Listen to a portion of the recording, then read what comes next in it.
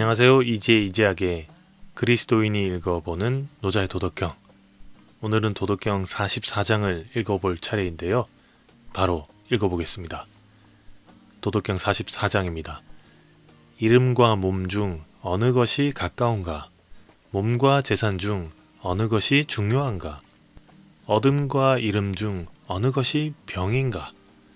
이런 거로 무엇인가 너무 사랑하면 반드시 낭비하게 되고 많이 쌓아두면 반드시 크게 잃게 된다. 만족함을 알면 욕됨이 없고 끊음을 알면 위태롭지 않으니 가히 오래갈 만하다. 네, 여기까지입니다. 등가교환이라는 말이 있습니다. 애니메이션에 나오는 그 등가교환의 법칙을 생각할 수도 있는데요. 그거와 아예 연관이 없다라고 말할 수는 없겠지만 원래 마르크스 경제학에서 말한 것으로 알려져 있습니다. 그래서 등가교환이란 게 뭐냐라고 하면 이 동일한 가치를 갖는 상품의 교환을 말합니다. 화폐가 생긴 후에 대체적으로 상품과 화폐를 교환을 하죠. 이거 얼마예요? 얼마입니다. 돈을 지불하고 그 물건을 가져갑니다. 아니면 노동력도 가져가죠. 시간을 가져가거나. 그렇게 상품의 가치와 가격이 일치하는 교환이 등가교환입니다. 가치와 가격의 일치는 그 상품에 대한 수요와 공급이 엄밀히 말해서 일치하는 경우에 한정됩니다. 그렇지만 이 두 가지가 일치하는 게 아주 희소해요. 대체적으로는 엄밀한 의미의 등가교환은 이루어지지 않습니다. 그렇지만 부단히 부등가교환을 통해서 평균적으로 또는 관념적으로 등가교환이 성립됩니다. 이때 등가교환되는 이 가치는 사회적 가치인데요. 상품 생산에 요하는 사회적 노동시간이고 또 같은 사회적 노동의 생산물만이 등가물로서 교환이 됩니다. 쉽게 말해서 생산된 상품을 내가 가지려면 상대방의 시간이나 물건이라도 가지려면 거기에 준하는 나의 노동의 가치가 있어서 서로 이것이 맞교환이 되어야 돼요. 자본주의 사회를 살고 있는 우리가 살아가는 가장 기본적인 법칙입니다. 그렇다고 굳이 자본주의 사회가 아니더라도 내가 농사를 짓거나 사냥을 한다라고 하더라도 그만큼 거기에 준하는 노력과 시간이 필요하죠. 그래야 살 수 있습니다. 그래서 누구나 더 많이 획득하고 더 많이 쌓아 놓으려고 합니다. 그렇지만 자원은 한정되어 있습니다. 시간도 한정되어 있습니다. 그래서 매번 전쟁이고 경쟁이 됩니다. 참 살기 쉽지 않죠. 일본에 후지와라 도엔이라는 분이 있는데 이분이 쓴 책이 있습니다. 버려야 채워진다라는 책인데 이 책에서 후지와라는 인간은 기본적으로 욕망으로 이루어진 존재라고 말합니다. 어떨 때는 적절히 필요하기도 하면서 또 어떨 때는 적당히 여기까지다 라고 해야 하는 그런 존재예요. 한번 생각해보면 사실 우리는 끊임없이 하루하루를 어떤 욕심, 욕망, 욕구들을 채우려고 그렇게 애쓰면서 살아가는 건 아닐까 싶기도 합니다. 먹어야 되고 마셔야 되고 쉬면서 또 충전해야 됩니다. 그런데 또 재밌는 건 매일매일 매 순간마다 그 욕구들을 채워야 할 만큼 비워지는 부분도 있다는 거죠. 먹고 마신 만큼 나와야 됩니다. 그렇지 않으면 건강에 문제가 생기죠. 의사들도 환자가 수술이나 치료를 하고 나면 가장 먼저 상태를 확인하는 것 중에 하나가 소변이 잘 나오느냐 이거래요. 그리고 가만히 쉬면서 충전만 하다가 보면은 사람이 늘어지죠. 늘어지다 못해서 완전히 퍼질러집니다. 퍼질러지다 보면 또 감정적으로도 우울해지고요. 몸의 신진대사도 원활하지 않게 됩니다. 별로 도움이 안 됩니다. 어쨌든 이 채우려는 욕망의 이유는 아마도 행복해지고 싶기 때문이겠죠. 목이 마른 것보다는 시원한 물 한 잔이 행복하겠고요. 배가 고픈 것보다는 배가 부른 게 낫겠죠. 아리송한 것보다는 명확한 게 더 낫겠습니다. 이제 봄인데 이맘때쯤 되면은 보통 옷장을 한 번씩 정리를 합니다. 옷장을 정리를 하는 이유는 버릴 건 버리고 또 남길 건 남기고 그렇게 비우는데 목적이 있죠. 옷장을 정리를 다 하고 나면 굉장히 상쾌합니다. 옷장을 정리해서 상쾌한 것도 깔끔하게 정돈이 된 걸 보면서 기분이 좋기도 하겠지만 또 어떻게 보면 새로운 옷을 살 수 있다라는 그런 생각이 아예 없을까요?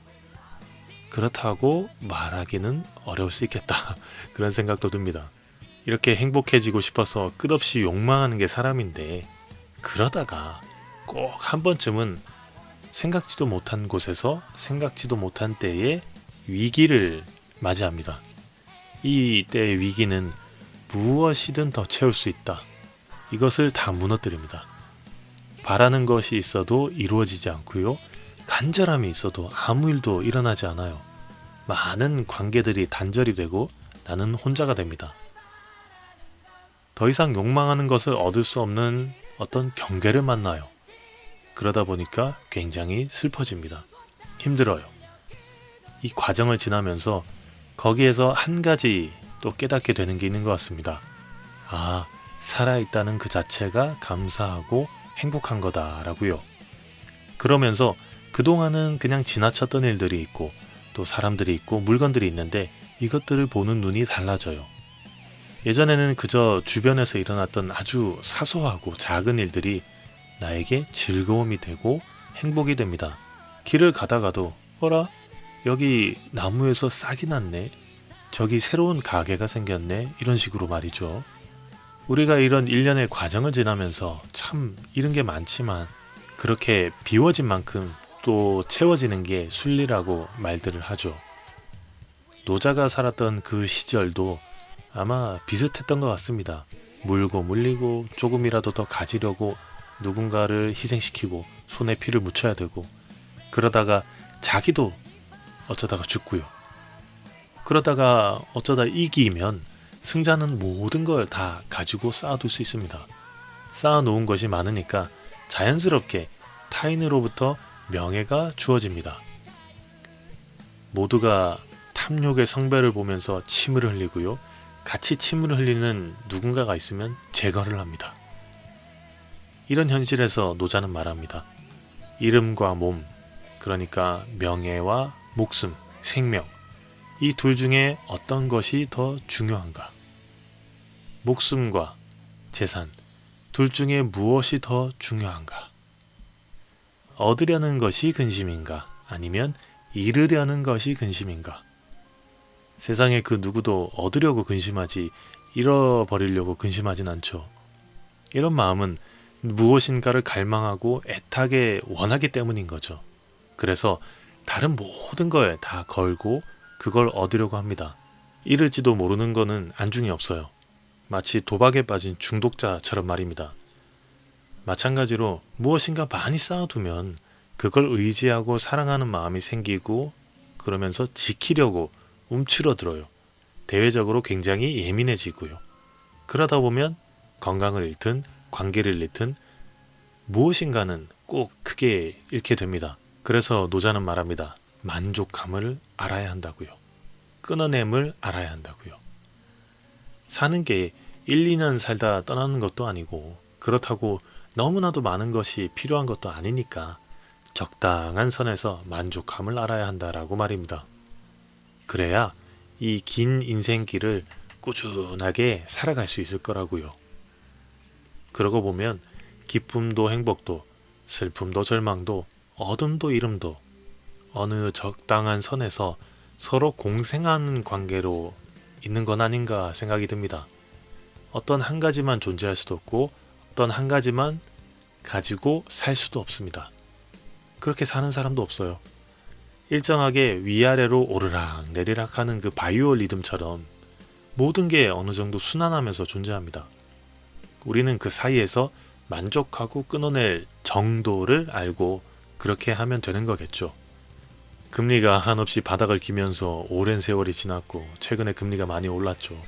산이 높을수록 계곡도 깊다고 하던데 올해 말이면 회복된다느니 내년 말이면 회복된다느니 그러면서 회복의 시기를 말하는 분들이 많은데 그게 별로 크게 의미가 있을까 생각이 들어요. 왜냐하면 기간이 문제가 아니니까요. 기간이 문제가 아니라 금리가 다시 오를 때 찾아오는 후폭풍이 있잖아요. 이게 얼마나 세냐. 거기에 집중을 해야 될 것 같습니다. 지금 교회력으로 사순절을 지내고 있는데 사순절은 예수님의 고난과 죽음의 의미를 생각해보는 절기죠. 예수님은 왜 이 세상에 내려왔고 왜 기적을 행했고 병자를 치유했고 왜 고난을 당하고 십자가에 달려서 죽었는가. 두 가지 이유로 설명이 가능하죠. 첫 번째는 사람들을 구원하기 위해서. 구원이 무엇이고 그것을 위해서 왜 고난을 받고 죽기까지 해야 되는가. 바울은 이렇게 말했습니다. 에베소서 5장 2절 말씀입니다. 그리스도께서 너희를 사랑하신 것 같이 너희도 사랑 가운데서 행하라. 그는 우리를 위하여 자신을 버리사 향기로운 제물과 희생 제물로 하나님께 드리셨느니라. 에덴 동산 선악과 사건 이후로 신학적으로는 사람은 죄에 빠져 있다라고 봅니다. 무슨 죄냐면 하나님을 대신해서 자신 스스로가 옳다라고 하는 죄라고 할 수 있습니다. 인류에게 준 보편적인 가치가 있는데 그건 개나 줘버리고 지멋대로 하는 거예요. 중국의 천명사상과도 비슷한 맥락에서 볼 수 있겠습니다. 그런데 이 죄는 인간 스스로가 어떻게 할 수가 없어요. 없앨 수도 없고요. 없어지지도 않습니다. 그래서 예수님은 죄를 회개할 때 사용했던 방식이 있는데 이걸 사용해서 스스로가 제물이 되어서 꺼지지 않는 제단 불에 스스로 몸을 던진 격이에요. 그러면서 모든 사람은 다 구원받았다라고요. 그리고 두 번째 이유는 첫 번째 이유와 같은 선상에서 좀 더 행위적인 면의 측면으로 접근을 해서 사랑하기 때문이라고 말합니다. 사랑하는데 왜 죽냐?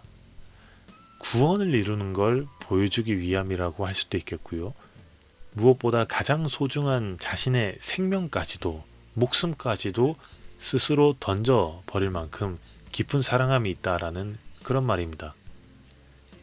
어쨌든 그런 구원과 사랑의 이유를 깊이 생각해 보면서 나는 그러고 있나? 나도 그렇게 해야지 하고 반성해 보는 게 사순절이라고 할 수 있겠습니다. 사순절 예수의 고난을 묵상하는 말씀 중에 마태복음 16장 21절에서 26절 말씀에는 이렇게 나와 있습니다. 이때로부터 예수 그리스도께서 자기가 예루살렘에 올라가 장로들과 대제사장들과 서기관들에게 많은 고난을 받고 죽임을 당하고 제3일에 살아나야 할 것을 제자들에게 비로소 나타내시니 베드로가 예수를 붙들고 항변하여 이르되 주여 그리마옵소서 이 일이 결코 죽기에 미치지 아니하리이다. 예수께서 돌이키시며 베드로에게 이르시되 사탄아 내 뒤로 물러가라. 너는 나를 넘어지게 하는 자로다. 네가 하나님의 일을 생각하지 않고 도리어 사람의 일을 생각하는도다 하시고 이에 예수께서 제자들에게 이르시되 누구든지 나를 따라오려거든 자기를 부인하고 자기 십자가를 지고 나를 따를 것이니라. 누구든지 제 목숨을 구원하고자 하면 잃을 것이요 누구든지 나를 위하여 제 목숨을 잃으면 찾으리라. 이 말씀의 배경은 예수님이 제자들에게 처음으로 자신이 앞으로 어떤 일을 당할 건지 알려주는 그런 장면입니다. 고난을 당하다가 죽고 다시 부활할 것을 첫 번째로 알려줍니다. 총 3번 알려줬다라고 알려져 있는데요. 그런데 자신들을 이끌어줄 선생님이 죽으러 간다니까 제자들은 기분이 어땠을까요? 제자들 중에 가장 열혈 제자였던 베드로가 안 됩니다! 라고 하죠. 그러니까 예수님은 꺼져라 사탄아 그럽니다. 아니 제자가 스승을 아끼는 마음은 당연한데 예수님의 말이 좀 거칠죠. 진짜 베드로의 마음이 어땠는지는 모릅니다. 왜 죽으면 안 된다고 그런 일은 절대 일어나지 않을 거라고요. 혹시나 일어나더라도 자신들이 없던 일도 하겠다라는 아주 각오에 찬 말을 했는데 이 사특한 마음이 이 기특한 마음이 왜 욕 처먹어야 되는 건지 신학적으로는 이렇게 해석합니다. 사실 베드로의 마음은 이스라엘의 정치적인 독립과 현재 불평등하고 불공평한 사회 구조를 예수가 확 뒤집어서 바꿔주길 바랬던 거라고요. 그렇지만 그건 하나님의 관점으로 볼 때 노아 때 일으켰던 홍수와 다를 바가 없는 거죠. 다 쓸어버리는 거. 그러면 사랑이라는 공식이 성립이 되지가 않습니다. 예수님이 치유하고 위로하고 치료하면서 죄사함을 했던 행동들도 납득될 수 없습니다. 그래서 예수님은 그저 니들끼리 좀 이렇게 하라고 하고 몸소 보여주러 온 거라고 말할 수 있어요. 우리도 예수님처럼 그저 하나님을 사랑하고 이웃을 사랑하라고요. 노자는 돈이나 명예보다 자신의 생명을 아끼는 것이 가장 중요하다고 했어요. 왜냐하면 생명보다 더 소중한 건 없으니까요. 내 생명을 소중히 여기는 만큼 남의 생명도 소중히 여기는 거죠. 그러니까 너무 많이 쟁취하고 쌓아두려고 누군가의 목숨을 빼앗는 짓은 하지 말라고 말입니다. 그게 결국엔 자기한테도 좋을 게 하나도 없다고요. 예수님도 여기서 말하는 건 사랑의 가치, 생명의 가치, 그 소중함을 말하는 거겠습니다. 정치적 독립과 정의라는 명분을 위해서 누군가의 피를 흘리는 희생을 시키지 말라고 말이죠. 사순절을 지내면서 내 개인적인 욕심을 채우기 위해서 타인의 희생을 요구하지 않고 적절한 선에서 내 욕망을 그칠 줄 아는 지혜를 말한 노자와 하나님께서 주신 생명들의 가치를 아끼고 사랑한 걸 말한 예수님의 말과 행동들을 조금 더 생각해보면 좋지 않을까 싶습니다. 마지막으로 도덕경 44장을 한 번 더 읽어보면서 마무리하도록 하겠습니다. 이름과 몸 중 어느 것이 가까운가? 몸과 재산 중 어느 것이 중요한가? 어둠과 이름 중 어느 것이 병인가? 이런 고로 무엇인가 너무 사랑하면 반드시 낭비하게 되고 많이 쌓아두면 반드시 크게 잃게 된다. 만족함을 알면 욕됨이 없고 끊음을 알면 위태롭지 않으니 가히 오래갈 만하다. 네, 들어주셔서 감사합니다.